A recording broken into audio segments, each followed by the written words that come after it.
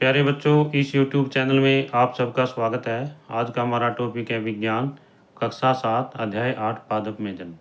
इसमें सबसे पहला प्रश्न है, जनन किसे कहते हैं? प्यारे बच्चों, माता पिता से संतति का जन्म जनन कहलाता है।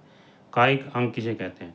पादपों में मूल, तना और पत्तियां कायिक अंग कहलाते हैं। पुष्प पुष्प पादप के जनन अंग होते हैं। जिन किसी पुष्प में केवल नर जनन अंग या मादा जनन अंग या फिर दोनों ही जनन अंग हो सकते हैं। पादपों में जनन कितने प्रकार का होता है? प्यारे बच्चों, दो प्रकार का, एक लैंगिक जनन और दूसरा है अलैंगिक जनन। अलैंगिक जनन, इसमें पादप बिना बीजों के नए पादप को उत्पन्न कर सकते हैं, और लैंगिक जनन, इसमें नए पादप बीजों से उत्पन्न होते हैं। कायिक प्रवर्धन, इसमें नया पादप कायिक अंग, प्यारे बच्चों, कायिक अंग कौन कौन से? मूल, तना और पत्ती से प्राप्त होता है, इसलिए इसे कायिक प्रवर्धन कहते हैं। पर्व संधि, तने या शाखा का वह भाग जहाँ से पत्ती निकलती है, शाखा के इस टुकड़े को कर्तन या कलम कहते हैं। प्यारे बच्चों, जैसा कि इसमें ये चित्र दिखाया गया है, इसमें है किसी गुलाब के तने की कलम से जन्म, और ये समय प्यारे बच्चों यहाँ से पत्ती निकलती है, इसको पर्व संधि कहा जाता है। और ये है अक्ष से जुड़ी कलिका।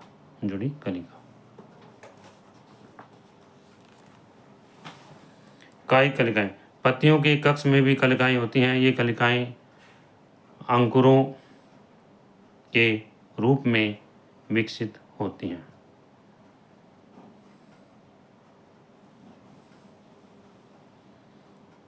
कायिक कलिकाएं, पत्तियों के कक्ष में भी कलिकाएं होती हैं। ये कलिकाएं अंकुरों के रूप में विकसित होती हैं। प्यारे बच्चों, आँख, इसमें आलू की आँख है। आलू में कुछ सचिन्ह होते हैं जिन्हें आँख कहते हैं। प्यारे बच्चों, जैसा कि हम प्रतिदिन घरों में देखते हैं, आलू जो है, इसमें ये चित्र दिखाया गया है, यहाँ से जो है इसमें पौधा निकलता है, इसको आलू की आँख कहते हैं।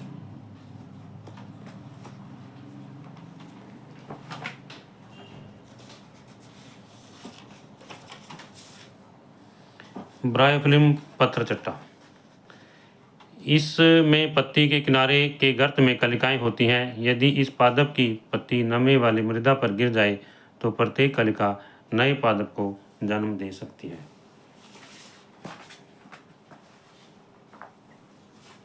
तो इसमें प्यारे बच्चों, ये चित्र दिखाया गया है हमारी पाठ्य पुस्तक में।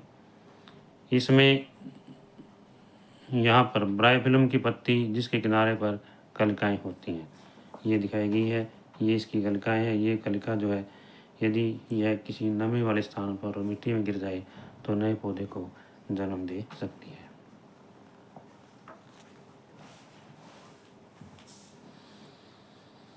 शकरकंद, शकरकंद की जड़ नए पादप को जन्म दे सकती है।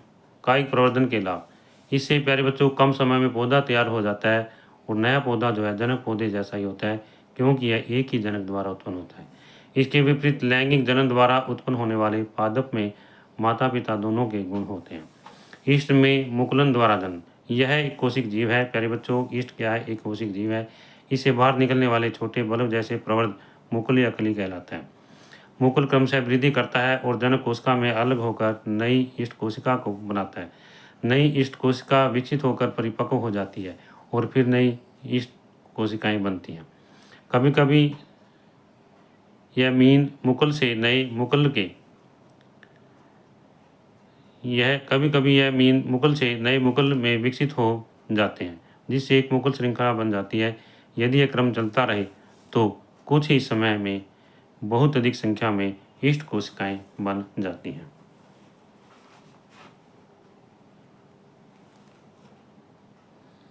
प्यारे बच्चों, इसमें ये दिखाया गया, यहाँ पर ये ईस्ट कोशिका है। ये विकसित होकर के मुकुल बनता है, फिर नवीन मुकुल बनता है और मुकुल श्रृंखला बनती है।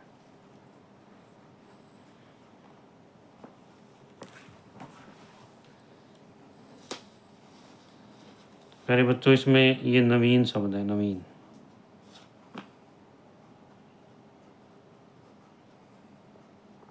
नवीन मुकुल से नए मुकुल, कभी कभी नवीन मुकुल से नए मुकुल विकसित हो जाते हैं, जिससे एक मुकुल श्रृंखला बन जाती है।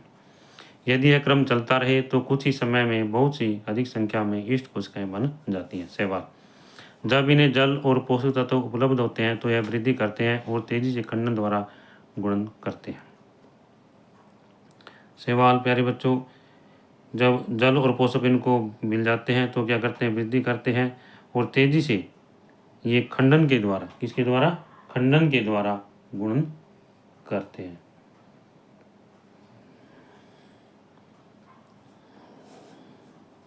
नया शब्द है यहाँ पर, ये दो या दो से अधिक खंडों में विखंडित हो जाते हैं। यह प्रक्रम निरंतर चलता रहता है तथा कुछ ही समय में ये एक बड़े क्षेत्र में फैल जाते हैं। बीजाणु निर्माण, ये बहुत हल्के होते हैं, वायु में तैरते रहते हैं। WT में वायु में उपस्थित बीजाणुओं से कवक उग जाते हैं। बीजाणु अलैंगिक जनन ही करते हैं। इस बात में है प्यारे बच्चों, अनुकूल परिस्थितियों में बीजाणु अंकुरित हो जाते हैं और नए जीव में विकसित हो जाते हैं। फारन जैसे पादप में भी जनन बीजाणुओं द्वारा होता है। पुष्प में जनन अंग, पुंकेसर नर जनन अंग और स्त्री केसर मादा जनन अंग होते हैं। प्यारे बच्चों, पुष्प में पुंकेसर तो नर जनन अंग होता है और स्त्री केसर जो है मादा जनन अंग होता है। एक लिंगी पुष्प, ऐसे पुष्प जिनमें केवल पुंकेसर अथवा केवल स्त्री केसर उपस्थित होता है, जैसे मक्का, पपीता और ककड़ी। द्विलिंगी पुष्प, जिन पुष्पों में पुंकेसर और स्त्री केसर दोनों होते हैं उनको द्विलिंगी पुष्प कहते हैं, जैसे सरसों, गुलाब और पिटूनिया। परागकण, परागकोश में परागकण होते हैं जो नर युग्मकों को बनाते हैं। स्त्री केसर में वर्तिका और अंडाशय होते हैं। अंडाशय में एक या अधिक बीजांड होते हैं। मादा युग्मक अथवा अंड का निर्माण बीजांड से होता है। युग्मनज, लैंगिक जनन में नर और मादा युग्मक के युग्मन से युग्मनज बनता है। परागकण, परागकण प्यारे बच्चों हल्के होने के कारण वायु, जल अथवा कीटों द्वारा एक पुष्प से दूसरे पुष्प तक पहुंचते हैं। परागकणों का परागकोश से पुष्प के वर्तिकाग्र तक स्थानांतरण परागण कहलाता है। प्यारे बच्चों, परागण दो प्रकार का होता है, एक स्वपरागण और एक परपरागण। स्वपरागण, यदि परागकण उसी पुष्प के वर्तिकाग्र पर गिरते हैं तो उसको स्वपरागण कहते हैं, और यदि किसी अन्य पुष्प के वर्तिकाग्र पर गिरते हैं तो इसे परपरागण कहते हैं। अन्य किसी पुष्प के वर्तिकाग्र पर तो इसे परपरागण कहते हैं। निषेचन, नर तथा मादा युग्मकों के युग्मन द्वारा बनी कोशिका युग्मनज कहलाती है। युग्मक बनाने के लिए नर और मादा युग्मकों के युग्मन का प्रक्रम जो है निषेचन कहलाता है। युग्मनज भ्रूण में विकसित होता है। प्यारे बच्चों, इसके बाद में फल। निषेचन के पश्चात अंडाशय फल में विकसित हो जाता है। बीजांड से बीज विकसित हो जाते हैं। रसीले फलों के उदाहरण हैं आम, सेब और संतरा। कठोर फलों के उदाहरण हैं बादाम और अखरोट। बीजों का प्रकीर्ण का मतलब प्यारे बच्चों फैलना। यह पौधों के व्यापक क्षेत्र में विस्तृत करने में सहायता होता है। पौधों के फलों और बीजों का प्रकरण पवन, जल और जंतुओं द्वारा होता है। पवन के द्वारा जैसे घास के हल्के बीज हैं, और आग का जो पौधा है रोम युक्त बीज है। आग शब्द है प्यारे बच्चों,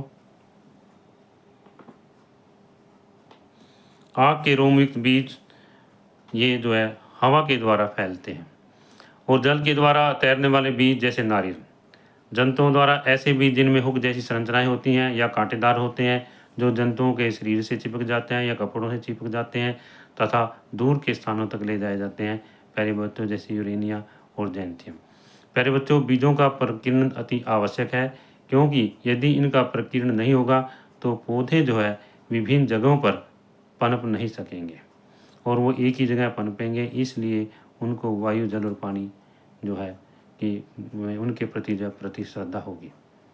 प्यारे बच्चों, यदि यह वीडियो आपको अच्छी लगे तो आप इसे लाइक ज़रूर करना, और जो बच्चे नए हैं इस चैनल पर वो उसको सब्सक्राइब ज़रूर करना, ताकि मैथ, गणित और साइंस से संबंधित वीडियो आपको मिलती रहे।